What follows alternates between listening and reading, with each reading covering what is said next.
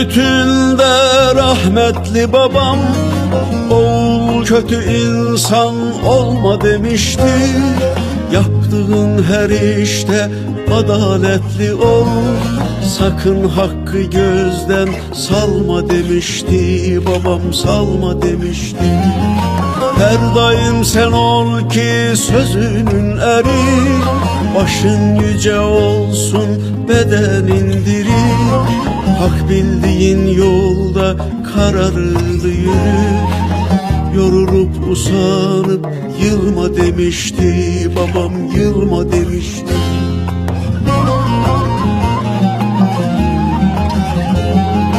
Bu dünya falana filana kalmaz, yitirene kalmaz, bulana kalmaz.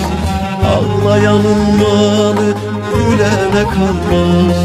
Kimsenin ahını alma demişti.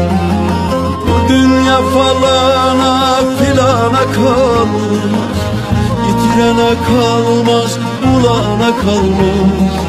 Ağlayanın malı gülene kalmaz. Kimsenin ahını alma demişti.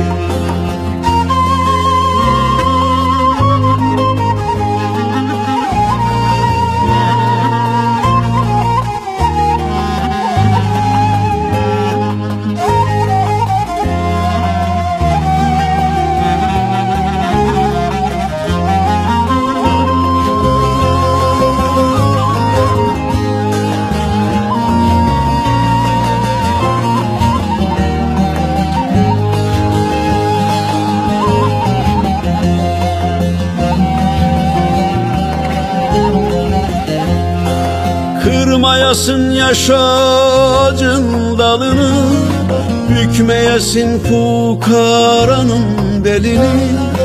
Helal çalış helal kazan malını, kimsenin hakkını çalma demişti. Babam çalma demişti.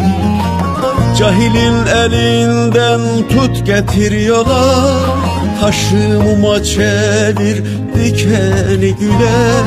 Bazen bir karınca dev gelir file, zerreyi sahipsiz bilme demişti. Babam bilme demişti.